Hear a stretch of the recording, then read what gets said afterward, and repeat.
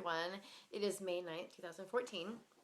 And I wanted to come on here and do this video because, um, I mean, I understand this dream, but I didn't understand it until after all this stuff happened in 2014 or 2012. Finish this camera. Um, and so, I would like to hear what other people have to say about the dream. So first I'll give you what happened was, I had the dream, and it was such a crazy dream that when I woke up, I was just like, what was that? Like, it was just crazy. I mean, it was just so strange. And I went to my friend's house, and I said, I had this crazy dream. I want to tell you about it. And so I told her about this dream. She's like I tried to describe to her what was in my dream that I'd never seen before. And she was like, like a Valkyrie. And I was like, I don't know what a Valkyrie is. It's just crazy because I have like royal Danish blood and stuff like that. And I didn't know what a Valkyrie was because I've always been Christian. So I have heard of one reference with the Valkyries, which was in the Stargate series when I don't know her name. I don't know if it's Vala or not, or what her name is. One of the girls who was one of these alien possessed chicks, but then they took it out of her somehow, and then this planet had this device. Anyways, ever since she had the being taken out of her, she was like in connection, I guess, with alien technology. And so when they asked her for her help, she said the Valkyries ride the wind, and they want me to help you. So I thought that that was pretty much the only reference I had ever heard of to Valkyries. And so, and Valkyries, just to get into it, they are the gatekeepers, they are the guardians of the gate, and their job is to usher the souls of the warriors of heaven back to heaven. And that is their job. And so, which in a sense is exactly what Jesus was doing as well. So, and it goes just back in time over and over again, actually. So anyways, the dream went like this. I have many dreams where I'm in the same type of place. And a lot of the same things are happening, but this particular dream was something else. I'm walking up. I don't remember what I was wearing when I was walking up. If I was dressed like a warrior or if I was wearing dirty clothes, I don't remember. But I'm walking up, and everybody is like throwing fruit at me, spitting on me, just like screaming things that weren't true about me, calling me all kinds of different names, and just being really hateful towards me, and just like what I felt at the time was that they just didn't understand, and that that they were so ungrateful. And so I'm going through these crowds of people, and they're doing all this, and they're screaming at me, and they don't have any like faith in me, I guess you could say, or they just were just, I don't know how to explain it. So I had to go into this like horse crate. I went like into this big crate, and I remember there being like some hay in the bottom of it, and in the center of it, 5 black cobras were coming out of the center of this crate. And it's almost like a video game. To me, it felt like you hear about certain people like Rahim Hotep, whose name is Rashim. You hear about him say things like, what do they call them? Astral like simulations. And I really related to that when he said that, because I was like, damn, that's like exactly what happened to me, So they basically, I was like fighting. It was almost like a video game. I was fighting these black cobras, but I wasn't trying to kill them or anything. I just I needed to maneuver around them, and every time it was just very scary, and they're all coming around me, and very scary. But in the center of them was a gold orb, like a light, and which I'm not going to say anything. I'm not going to say. So, because I want to hear what other people have to say. I don't want to corrupt it too much with my own interpretation. So I'm open to even the Valkyrie part, because I felt at the time it was definitely more Native American looking, but I did look exactly like the pictures of Valkyries that you see. But I don't want to pervert it too much with my own interpretation, because I really want to know what other people think about this dream. So, and this is around the same time that with the Matt San Pietro prophecy is what I call him, and we always see him at the bar drunk. It's so crazy. I don't know what happened to Matt. It's so weird, and he won't talk to me about this prophecy. And in 2000, he did this whole speech when he came back from the call in Washington, D.C. about accountability and all this stuff like that. And then, yeah, whatever. People were just like, whatever. So in any case, this is right around the time a lot of prophecies, people are coming to us with crazy prophecies. They don't even want to tell us because they heard voices and wind and all this crazy stuff, you know, and so it was just a lot of weird stuff going on at this time. But I didn't think anything of it. My life's always been very weird and divinely orchestrated, and it's never been anything shocking to me. And so is my father's life, and so and even my younger brother. And so it's always been just weird to me. And so, or not weird, but just, you know, normal weird. We're just weird, you know. Just this is what happens, you know. And so I didn't pay much attention to it, but it started to get like, you know, a lot of different things happen, and then I started to have these dreams, and these five. This number 5 has been there before in my life in other dreams. I'll say that. I had 5 wolves chase me when I was in high school. I saw. I don't want to get into too much, because I want to. I'll do a different video. I don't want to ramble on about it. Okay, so as I'm walking through this crowd of people, I get to this trailer and I walk up and I get inside of it, and I'm fighting these black cobras, and I'm running out of time. It's like a timer is ticking. Like, I only have so much time to do this. And I just remember thinking, if I can just touch it, if I can just touch this sphere of light, that I would have more than enough of what I needed. And when I went in, I saw the black cobra coming in, and I just saw it, and I just thought, like, this is it. I'm gonna run out. I'm not gonna make it. And so I just reached in, and right as I touched this glowing gold ball of light, it was like the cobra was like right here, and they turned to dust, and then they all gathered together, and they became something. It was something. It almost looked like a piece of bone or a piece of wood or something. I could only assume it was some sort of like relic or like whatever. And I reached down and I had it in my hand, and I remember looking at it and then closing my hand, and I then exited. I started to walk out of this trailer, and like everybody was, you know, cheering, and they like, it was like we all understood each other, and then they understood what was going on. It was just very weird. And then I had defeated or done something, and I was, when I came out, I looked different. I had a different body, and my hair was all the way past my hips, and at the time I had short hair. And they handed me a staff, and they were writing all over it. It was like all these females came up, and they were writing all over this staff and carving into it, and they tied stuff on it, and they were tying things on it everywhere, and they were doing all this stuff, and they put me on a horse.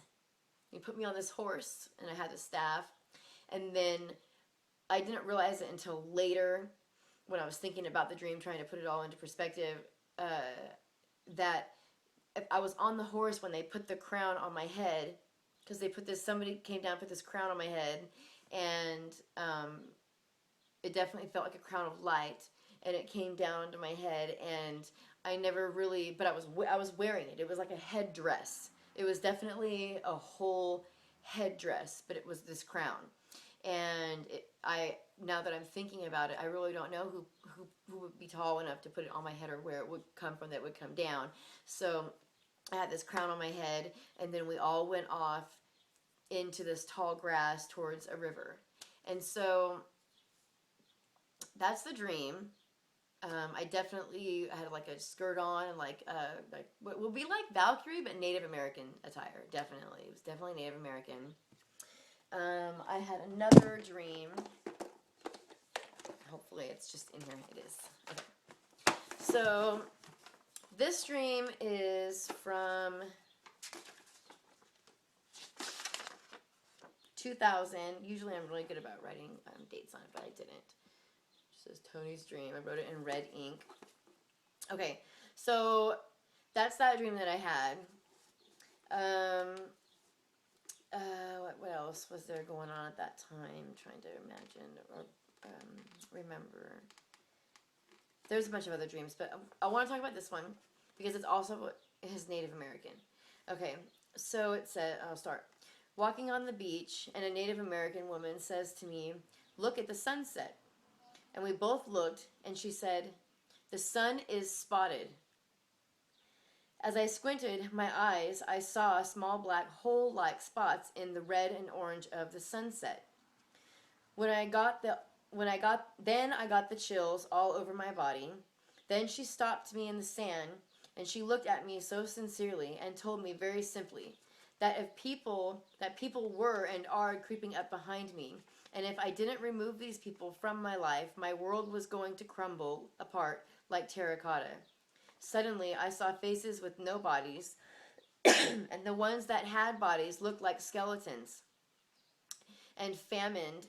Although I didn't see any faces, I can remember one face I am sure of was my father, and he looked like he was dying when I saw him. I felt a quake, and then I felt more and more as I looked around, and all the walls around me started to crack and corrode. The building I was in was falling like an earthquake, but only in the one structure. It was plummeting. The entire dream consisted of fear and terror, and then realism. I felt as though the whole dream was too real and some kind of message. I will dwell on this for some time. So this was a crazy dream to me because this woman was she was like glowing in the sunset. And there's a picture of Hathor that I have that looks exactly, or maybe it's Inanna, but it's like exactly what she looked like. And she was clothed, like she had like a thing around her, and it was like Indian, it was like Native American, but it was like what you would see Mary, but with Native American. And she had this long hair, or like Pocahontas, or, you know, whatever, whoever, what's her face with Lois and Clark. So anyways, when I looked at the sun, it had like spots, and there was all these black spots like in the sunset, like everywhere, and the sun rays were coming through, there was like black spots in the rays. So when I first started to go through this, like, okay, something's going on. Like I saw an angel, you know, that's never happened to me before. I always wonder, like, who are all these people on Coast to Coast could see all these angels and stuff, like bullshit, you know? And so, so I saw an angel, and I found this gate, and all this weird stuff started to happen to me. And before I found the gate though, when I really started to look, when you get that hunger for truth where it's like you don't want anything else, you know, you want the truth more than you want your next breath.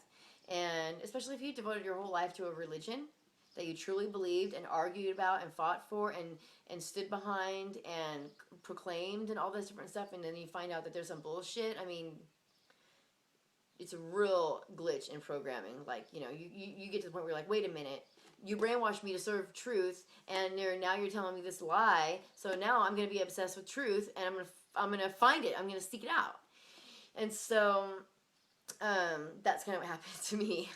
And so basically, I used to watch, I don't know, for like 3 years straight, 3 maybe 4 years straight. Every night I would listen to Coast to Coast. My husband worked a night shift, and so on this one channel, Boom Daddy or CY2 Cam, Vault, or whatever, they used to have the Coast to Coast show from that night, like automatically. They would like render it and put it up immediately. And so I used to always go there at like exactly the same time and every night and get it. And this one particular night I went, and the whole time I was listening to it, it wasn't a Somewhere in Time, but the whole time I was listening to it, which is like, you know, reruns, I was like, did he say like, did I click on the wrong one? You know, like, what's going on? And I did not click on the wrong one. Someone had taken this video in this guy's library and moved it around so that I would click on it next. And I did. And low battery. I gotta plug my phone in. And I did. And then I listened to it, and it was just blowing my mind so much that I listened to it 3 times until my husband got home in the morning. And then I tried to get him to listen to it, but of course he fell asleep. And so I wake him up at like noon or so. I'm like, are you going to listen to this video? Because you got to. And he's like, yeah. So I go to listen to it. It's gone. It's gone from my history. It's gone from their channel. It's gone from other people's channels. Like, it's nowhere to be found. And at this point, I'm like, why is this gone? And then I got another video from somebody explaining all kinds of secret details of various things. And then it was gone from my history, gone from my computer, gone from YouTube, gone. And so I was starting to kind of trip out at this point. I was like, what is going on? But that whole show was Maurice Cotterell. It's MauriceCotterell, I think. Yeah, Cotterell. And you can go to coast, and it's like 15 cents a day. It's totally worth it to get it, because even if there's misinformation, the information there's a lot of information. But Maurice Cotterill is really a sweet man, I think, and he just is this whole thing on sunspots and how the sunspot cycles are really what we're supposed to be watching here. And some people believe that when the radiation hits, those sunspots are actually radiation bubbles, and so when the fire that's coming from the sun comes as like a radioactive fire, it just doesn't. It's actually cold on those sunspots. It's really actually cold. It's not even like it's not a hole. It's actually like a completely different atmosphere there. It's like a bubble almost, you could say.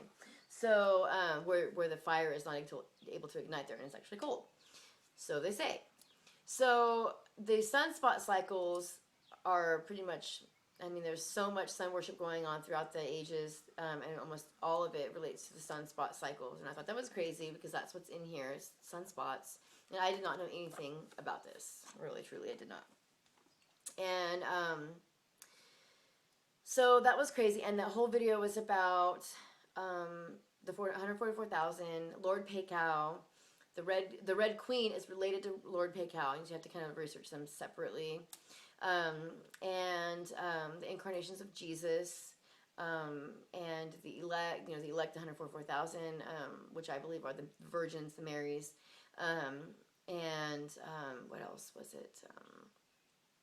All kinds of different stuff. Like scientists don't even know why your magnet sticks to your fridge. Like they have an equation they're going to give you, but they really don't have a clue as to why it does that. And so just all sorts of different technology. He has a theory that gravity pulls, not pushes, and all these different alternative ideas to physics, which I took several years of physics, so a couple years of physics. So it's definitely, this whole last year has been a year of physics for me, because I had to learn all kinds of crazy stuff all over again. But I took 2 years of physics, and it was like practical and conceptual physics. So I definitely, like, when I was listening to this, I was like, oh my gosh, like, this is crazy. This is like physics backwards. This is nuts. But I mean, truly, when you learn the root of physics, you're like, oh, well, they just created their platform to build off of anyway, and so did he. So he just built a different platform full of different ideas and built his physics off of that. He's not using their equation. And so once you find out how easy it is to actually manipulate the science to a certain way, if you're a mathematician, especially like he is, then you start to understand. And he has he's had a lot of problems with his books getting published and different things, because a lot of elitists, they do not want this information out. And the main reason is that, and I'm getting into a different thing here, but the main reason is that once you learn this information, you can either you can learn how to get to heaven, and you can learn how to get to hell, and you can send other people to hell. If I met you and you were a Christian and you were awake, and I said, hey, I have these addresses where these girls are being held as sex slaves, and I want to put a group together, and I want to go get them. And you were like, oh no, I'm not going to do that. Okay, well, that's cool. But now you've been given a crossroad. You're either going to do God's work or you're not. People who do God's work go to heaven. People who don't. That's just don't. Not to say where they go after that, but they don't go there. So, and then you have to learn about what do these 7 heavens mean, and all this different stuff that they talk about. You have to learn that. I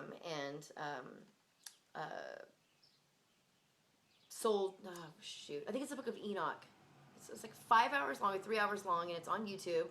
And I listened to it like a whole day at work. I took all day at work. I was paused. I had the phone on this one and the ear on this one, and I was like pause it when I was on the phone, and then I would turn on when I was writing and working, because I'm a multitasker. But it's interesting. This thing is interesting. It'll go into all the heavens and the angels, and you can just take it for the information. You decide what you think about it. But in any case, I had that dream. I had another dream that these 5 characters. Okay, so in 1998, I dreamt that my church was chasing me. Well, I was running in one door and then out another door, and I was going in a circle, and I remember that it felt like a courtroom, that it was kind of looking like a courtroom, and which Radiant Church did look like this, and this is how I felt. And I felt like, but in the dream, that a bear was chasing me, and I had a Christian dream interpreter when I was 18. So I went to her and I was like, what do you think about this dream? Because I had a lot of prophetic dreams, and they started as soon as I got saved, and so they're very disturbing. Sometimes they would be very disturbing, and I've been lucid dreaming and controlling my dreams and astral traveling my whole life. So when you have these prophetic dreams, you're an observer. And so it's you can't shut them off. You can't close your eyes. You can't control them. It's not like that. So, they can be disturbing. So I went to the Christian dream interpreter, and she was like, the bear usually represents, like, the devil himself. And I was always told, like, the devil himself don't give a shit about, you. You can't say, oh, the devil made you do it. Devil doesn't know you, really, probably. Just got other things going on. So that was a trip to me. And then it was always this bear, and then I had this also dream about, it's this exact video. If you look at Tila Tequila's videos about the Illuminati, you'll see one that has like a dragon on fire. I saw that dragon in 1998, and it was on fire, and one of my friends came up to me, and I remember thinking, not to say anything about anyone or anything, because I have my own opinions, and I think people are free, but I remember thinking that he had become gay, and that it wasn't real or something. And in his eyes, his name was written in his eyes in fire going across. So when I walked up to him and I looked at him, I could see his name was only a 3-letter name. It was glowing in fire in his eyes. And I just remember thinking like he was under hypnosis or something. And people were just walking around with this fire in their eyes with their names and this fire, and they were just like picking pieces up, and I don't know, but this dragon, this big, looked like a dinosaur. I didn't think it was a dragon. I thought it was a dinosaur. But I look now, I'm like, oh, why was that fucking dragon? I just didn't know anything about dragons then. I didn't know any D&D nerds then, So, so I was like, oh, okay. Maybe it was a dragon. And then I saw Tila's picture. I was like, oh my God, that's like literally exactly what I saw in my dream. And Tila has a picture of it on there. I've never seen this picture before, definitely not. And so that was interesting. And then that lady interpreted that dream for me too. And it was just, there's a lot to it, like these 5 wolves chasing me through the forest. There's 5 wolves chasing me, and then 5 black monks, and fat guys too, black monks, trying to get me to do drugs. They were trying to get me to, this wasn't that long ago, they were trying to get me to smoke weed. And it was like, I don't know, a couple days after I had quit smoking weed, and every night I would dream about it. People say that weed is not addicting. Come on. Every single night I would dream about it until like maybe the 5th or 6th night, and finally I stopped having the dreams. But in my dreams, these guys would trick me into smoking. They'd be like, oh wait, I have a drug test. Or like, no, And so, and I don't think I had a drug test. I think I just quit because I don't remember what the reason was. I actually don't remember. I think I was just sick of it, or I couldn't afford it anymore, or whatever it was. But I think I had a bunch of reasons. But and I'm sure they were good. But in any case, I don't want to get into that too much. I don't really have too many opinions on it than beyond what I've already shared. But I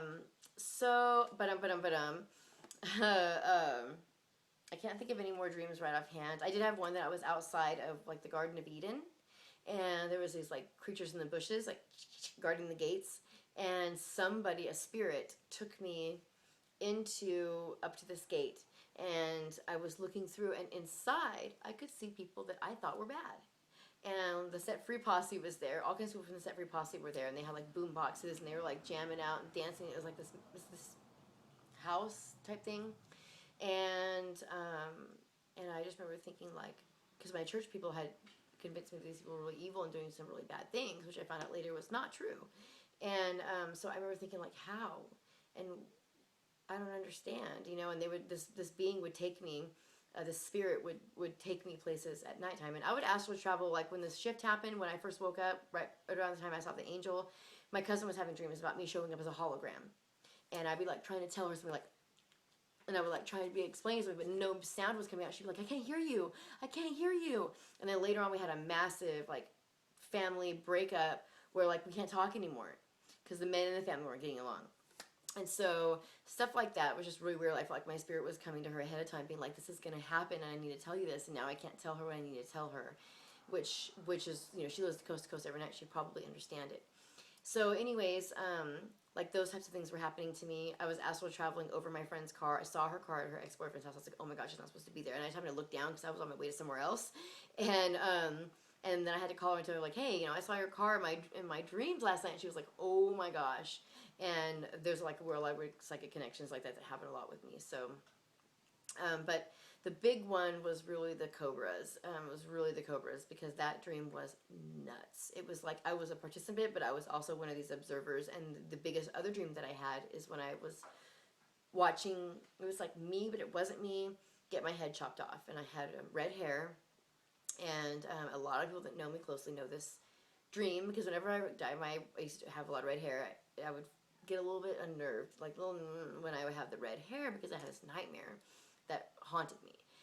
When I cried for like a week after I had the dream, I cried all day long, and what I cried for was how he didn't want to cut her head off, how he so badly did not want to do it, and he was crying and he loved her so much, but he had to cut her head off, and then he was carrying the head out like towards Riggin Road where I live, and I was like hovering over him while he was crying, carrying this head, and he had these combat boots on and a leather jacket, and he was crying, carrying this head, and I see my pastor's daughters both cocooned to these walnut trees, and I remember thinking, it's going to be okay. We're going to fix it. We're going to fix it. It's going to be okay. And it's going to be okay. We have to. And I'm watching, and I remember just feeling so horrible having to feel the pain of how he felt having to cut her head off. And so, and I was kind of watching it, and then I was telling the people that were sitting like at a hookah, I was telling them like, find the head, you have to find my head, you have to find my head, you have to find me. And it was just weird, and it was, there was so much blood. When I woke up, I was just saying, there's so much blood, there's so much blood, there's so much blood. And I've dreamt about the girls that are underground near Plaza Park. I've dreamt about the girls that were being held at the houses. And so I've dreamt about a lot of the things that I found out later on were real, and there's no way I could have known unless I was astral traveling, or unless this is why I was here, or something like that. Some of the girls, I would put my hand up. One time I put my hand up to the window and I said, I'm coming back here, I promise. And I had to like float away, and it was very strange. So anyways, that those are the dreams, and the one with the cobra. What do you think about the cobra, the 5 black cobras, and that ball of light? And I'm interested, I mean, I've interpreted it as one thing, but I like to hear other people's opinions. And I guess that's all. Thanks.